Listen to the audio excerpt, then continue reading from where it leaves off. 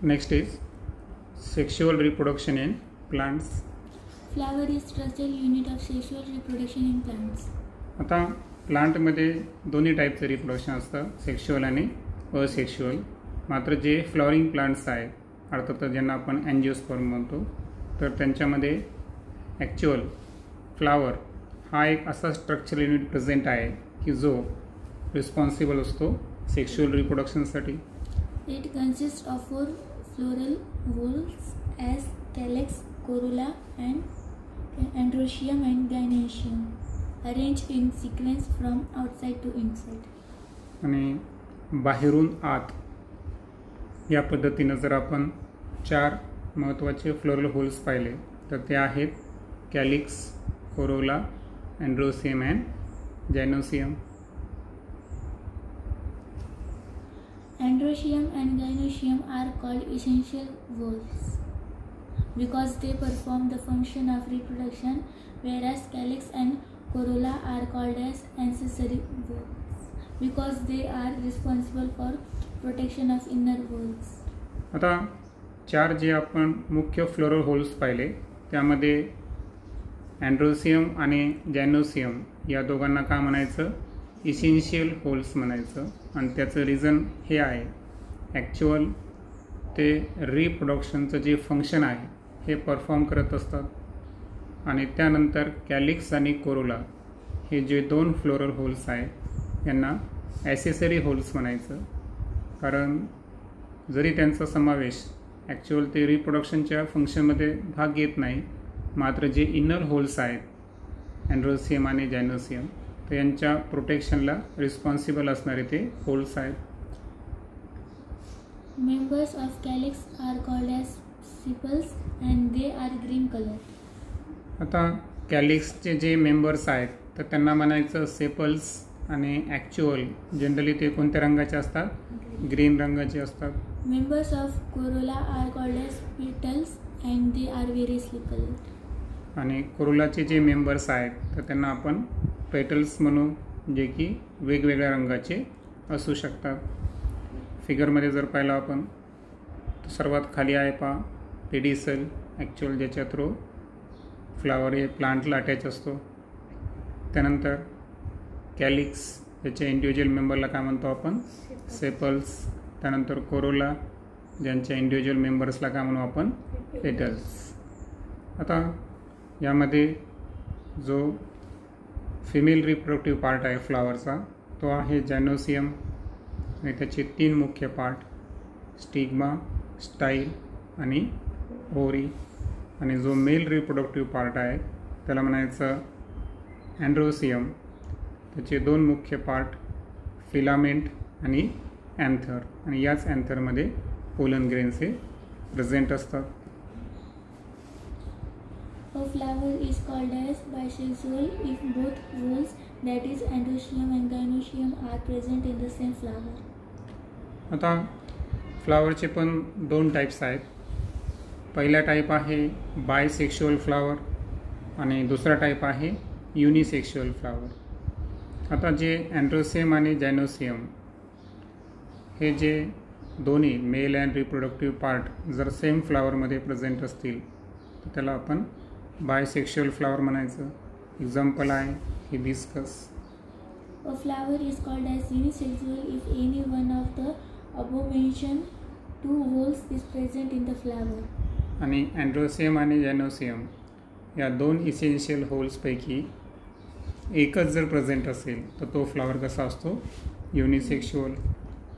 If only androecium is present, it is male flower, and if only gynoecium is present, flower is female flower. For example, papaya. फक्त अँड्रोसियम जर फ्लावरमध्ये present असेल तर त्या फ्लावरला आपण male flower म्हणू, आणि फक्त जायनोसियम जर प्रेझेंट असेल तर त्या फ्लावरला आपण फिमेल फ्लावर म्हणू. एक्झाम्पल आहे पपाया. पपायामध्ये काही फ्लावर फिगरमध्ये दाखवल्याप्रमाणे टॉपला जो फ्लावर आहे त्यामध्ये फक्त जायनोसियम प्रेझेंट आहे, दॅट्स वाय तो कोणता फ्लावर आहे, फिमेल फ्लावर. आणि सेकंड जी फिगर आहे तर तो मेल फ्लावर आहे, कारण त्याच्यामध्ये फक्त अँड्रोसियम प्रेझेंट आहे.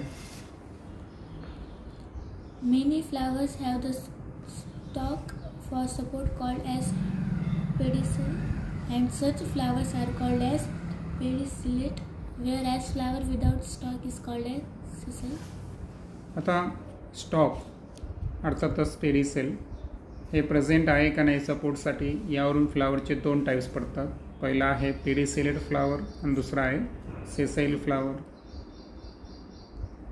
ज्या फ्लावर्समध्ये स्टॉक हा सपोर्टसाठी प्रेझेंट असेल अर्थातच पेडिसेल तर तो फ्लावर कोणता असतो पेडिसेलेट फ्लावर. आणि जो फ्लावरमध्ये स्टॉक अब्सेंट असेल अर्थातच विदाउट स्टॉक तर त्याला आपण सेसाईल फ्लावर म्हणू. Androecium is male whole and its members are called as stamens. आता सांगितल्याप्रमाणे अँड्रोसियम जो आहे हा मेल रिप्रोडक्टिव्ह होल आहे फ्लावरचा आणि ॲक्च्युअल त्याच्या मेंबर्सला काय म्हणायचं stamens. Gynoecium is female whole and its member are called as carpels.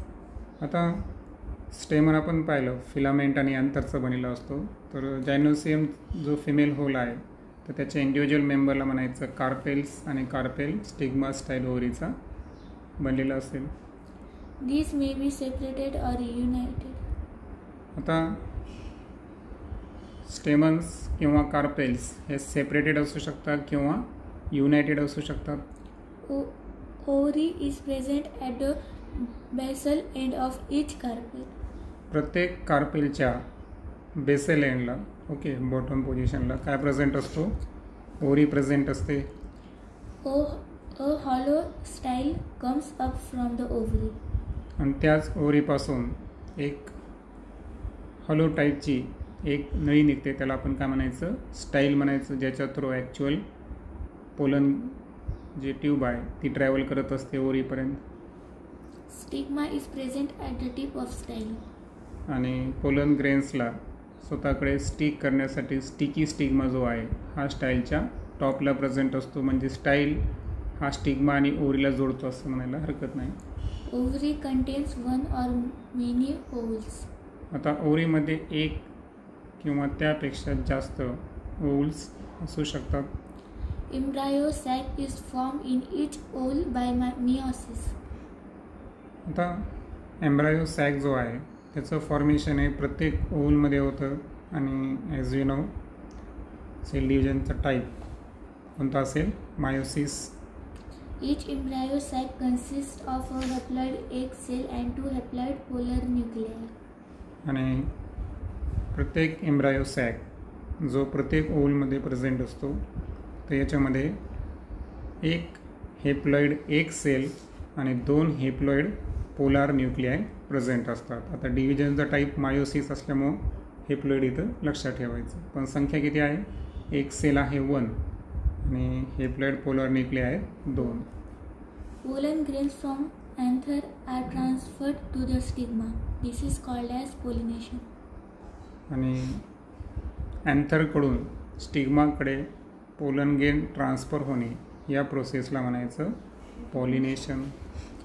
Stigma becomes sticky during pollination. Pollen germinate when they fall upon such sticky stigma.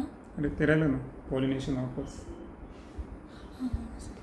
Pollination occurs with the help of abiotic agents, wind, water, and biotic agents, insect and other animals. आता अँथरकडून स्टिग्माकडे pollen grain transfer जे होतात हे दोन गोष्टीने होतात. एक जर ते वाईंड वॉटरसारख्या एजंट होत असतील तर त्या एजंट्सला काय म्हणायचं आपण अबायोटिक एजंट. आणि जर इन्सेक्ट बटरफ्लाय किंवा अदर ॲनिमल्सच्या थ्रू होत असेल तर त्याला काय म्हणायचं biotic agents. Stigma becomes sticky during pollination. Pollen germinate when they fall upon such sticky stigma, that is a long pollen tube, and two male gametes are formed. आता stigma हा always sticky नसतो तर तो sticky केव्हा होतो पॉलिनेशनच्या दरम्यान. आणि एकदा का पोलन्स स्टिग्मावर आले तर तिथं ते काय होतात अप्रोप्रिएट असेल तर ते काय होतात तिथं जर्मिनेट होतात. आणि पोलनचं जर जर्मिनेशन झालं स्टिग्मावर तर तिथं फॉर्मेशन होतं एक लॉंग पोलन ट्यूबचं, आणि ती लॉंग पोलन ट्यूब काय कॅरी करते, 2 मेल गॅमेट्सला कॅरी करते. ओके, सो ओव्हरऑल लक्षात ठेवायचं की पोलन ग्रेनचं जेव्हा जर्मिनेशन होतं स्टिकी स्टिग्मावर, तर लॉंग पोलन ट्यूब आणि 2 मेल गॅमेट्सचं फॉर्मेशन होतं. The pollen tube carries male gametes. आणि सांगितल्याप्रमाणे पोलन ट्यूब जी आहे ही स्टाईल थ्रो ओव्हरीपर्यंत कोणाला घेऊन जाते, 2 मेल गॅमेट्सला कॅरी करते. Pollen tube reaches the embryo sac via style. आणि पोलन ट्यूबचा जो ट्रॅव्हलिंगचा पाथ आहे एम्ब्रायो सॅकपर्यंत जाण्यासाठी, तर तो जी हॅलो ट्यूब आहे ओव्हरी आणि स्टिग्माला जोडणारी स्टाईल त्याच्या थ्रू होतं. Tip of the pollen tube bursts and 2 male gametes are released in embryo sac. आणि एकदा का एम्ब्रायो सॅकपर्यंत पोलन ट्यूब पोहोचला की पोलन ट्यूब त्या ठिकाणी काय होतो, बस्ट, आणि त्यानं कॅरी केलेले जे 2 मेल गॅमेट्स आहेत ते एम्ब्रायो सॅकमध्ये रिलीज होतात. One male gamete unites with the egg cell to form zygote. This is fertilization. आता आपण पाहिलं होतं की सिंगल एग सेल आणि काय आहे 2 पोलार न्यूक्लिया हे प्रत्येक ओव्हलमध्ये प्रेझेंट असतात. मग आता एका ओव्हलमध्ये जी एक सेल आहे त्याच्यासोबत पोलन ट्यूब बस्ट झाल्यानंतर एम्ब्रायो सॅकमध्ये जे 2 मेल गॅमेट्स होते त्यापैकी एक मेल गॅमेट्स हा एक सेलसोबत युनाइट्स होतो, आणि इथे झालं हेप्लॉइड एग सेल आणि हेप्लॉइड मेल गॅमेटचं फ्युजन. इथं झालं झायगोटचं फॉर्मेशन. त्याच्यामुळं हे सेक्शुअल रिप्रोडक्शनचा टाईप, कारण आपण सेक्शुअल रिप्रोडक्शनमध्ये काय म्हणतो, 2 गॅमेटचं फ्युजन, मेल आणि फिमेल गॅमेट, ते इथं घडून आलं. दॅट्स वाय हे काय आहे, fertilisation. Second male gamete unites with 2 polar nuclei and endosperms is formed. आता जी प्रत्येक ओव्हल आहे त्याच्यामध्ये एक सेल व्यतिरिक्त काय प्रेझेंट होतं, 2 पोलार न्यूक्लियाय, आणि पोलन ट्यूबनं 2 मेल गॅमेट्सला कॅरी केलं होतं. एकानं काय केलं, झायगोटचं फॉर्मेशन केलं, आणि दुसरा मेल गॅमेट जो आहे हा 2 पोलार न्यूक्लियासोबत कशाचं फॉर्मेशन करतो, एंडोस्पर्म. आता मेल गॅमेट कसा होता, हेप्लॉइड, आणि 2 पोलार न्यूक्लिया जे आहेत हे 2 न्यूक्लिया आहेत, बरोबर आहे का. म्हणजे एंडोस्पर्म हा कसा असेल, ट्रायप्लॉइड असेल. ओके, 2 हेप्लॉइड आणि 1 हेप्लॉइड असे 3 झाले ना, 3N झालं. सो ट्रायप्लॉइड असतो endosperm. As 2 male nuclei participate in this process, it is called as double fertilization. आणि ओव्हरऑल जर पाहिलं तर या पूर्ण रिप्रोडक्शनच्या किंवा फर्टिलायझेशनच्या प्रोसेसमध्ये 2 मेल न्यूक्लियानं पार्टिसिपेशन केलं. एकानं झायगोट तर दुसऱ्यानं एंडोस्पर्मचं फॉर्मेशन केलं. That's why this process is known as the double fertilization. आता फिगरमध्ये पाहू शकता तुम्ही, सर्वप्रथम पोलन जो आहे तो स्टिकी स्टिग्मावर आलेला आहे, बरोबर. म्हणजे इथं त्याचं काय होणार, जर्मिनेशन. पोलन ग्रेनचं जर्मिनेशन झाल्यानंतर पोलन ट्यूब आणि अलॉंग विथ कशाचं फॉर्मेशन झालं, 2 मेल गॅमेट्सचं. ते कशाच्या थ्रू ट्रॅव्हल झाले, स्टाईलच्या थ्रू, बरोबर. आणि एम्ब्रायो सॅकमध्ये प्रेझेंट असणाऱ्या जे ओव्हल्स आहेत तिथपर्यंत ते पोहोचले. आता आपण पाहिलं आता की एम्ब्रायो सॅकजवळ पोहोचल्यावरती काय होतात, बस्ट होतात, आणि पोलन ट्यूब बस्ट झाल्यावर 2 मेल गॅमेट्स काय होतात, रिलीज. एक मेल गॅमेट्स ही एक सेल जी की कोणत्या एंडला प्रेझेंट आहे,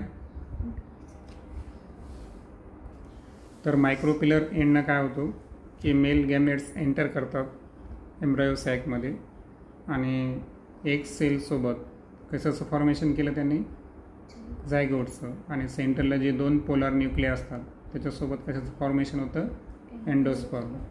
आता तुम्ही ही जी सेल पाहिली एम्ब्रायो सॅक, तर याच्यामध्ये एक सेल आणि 2 सिनर्जिड सेल्स हे प्रेझेंट्स आहेत मायक्रोपिलर एंडला. त्यानंतर अनदर एंडला जर पाहिलं आपण तर काय प्रेझेंट्स आहेत, अँटीपोडल सेल प्रेझेंट आहेत. किती आहेत त्या, 3, आणि पोलार न्यूक्लिया आहे 2, म्हणून याला म्हणायचं 7 सेल्ड आणि 8 न्यूक्लियस. अशा पद्धतीचे स्ट्रक्चर असतं. आता यामध्ये झायगोट आणि एंडोस्पर्मचं फॉर्मेशन होतं. 2 मेल गॅमेट्सचा समावेश होता. दॅट्स वाय फ्लॉवरिंग प्लांट अर्थातच अँजिओस्पर्ममधल्या या फर्टिलायझेशनला काय म्हणायचं? Double fertilization.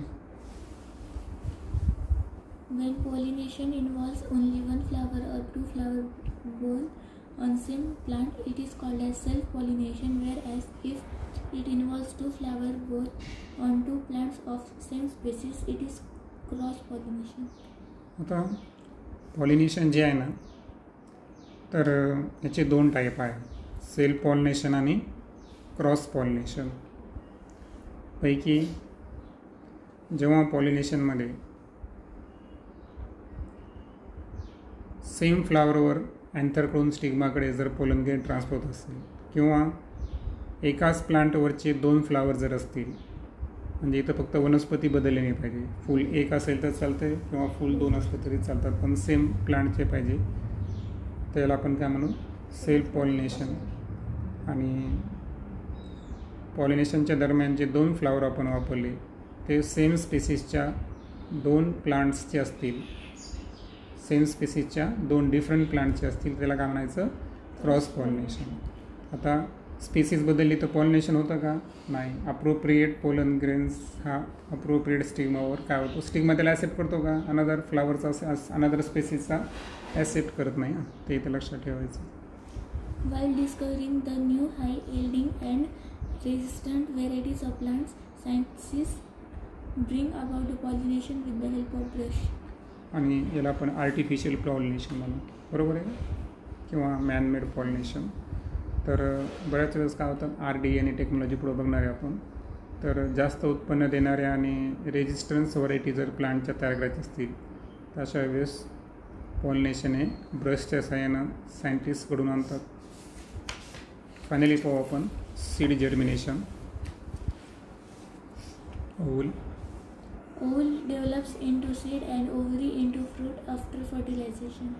आता फर्टिलायझेशनच्या नंतर ओव्हलची डेव्हलपमेंट ही कशामध्ये होते? सीड म्हणजे बियामध्ये रूपांतर होतं. आणि जी ओव्हरी आहे त्यापासून कशाचं फॉर्मेशन होतं? फ्रूटचं फॉर्मेशन होतं. Seeds fall upon the ground when fruit break up and they germinate in the soil under favorable condition. आणि ह्या ज्या बिया असतात तर ह्या एकदा का ग्राउंडवर फॉल झाल्या, कारण हे केव्हा होतील? जेव्हा फ्रूट्स काय होतील? ब्रेकअप झाला. म्हणजे फ्रूट्स ब्रेकअप झाला की बिया विखुरल्या जातात, बरोबर. आणि ज्या सॉईलवर त्या पडल्या त्या सॉईलवर जर त्यांना फेवरेबल कंडिशन मिळाली, म्हणजे मॉइस्ट वॉर्म प्लेस जर मिळालं, तर डेफिनेटली अशा वेळेस त्यांचं त्या ठिकाणी काय होतं? सीडचं जर्मिनेशन होतं. Zygote develops at the cost of food stored in endosperm of seed and thus a new plantlet is formed. This is called as seed germination. आणि पहा, एंडोस्पर्म आणि झायगोट हे 2 आउटपुट आहेत डबल फर्टिलायझेशनचे. पण पैकी एंडोस्पर्म जो आहे ना, हा नवीन प्लांटलेट तयार करतो का? नाही. तर सीडमधला एंडोस्पर्म ह्याच्यामध्ये काय आहे? रिझर्व फूड मटेरियल आहे. तर झायगोटच्या डेव्हलपमेंटसाठी जे अन्न लागतं ते देण्याचं काम कोण करतो? एंडोस्पर्म. आणि फायनली नवीन प्लांटलेट म्हणजे एक रोपटं तयार व्हायला लागतं, जसं की तो फिगरमध्ये दाखवल्याप्रमाणे. आणि that process is known as the seed germination. Next व्हिडिओमध्ये आपण sexual reproduction in human being डिटेलमध्ये डिस्कस करू.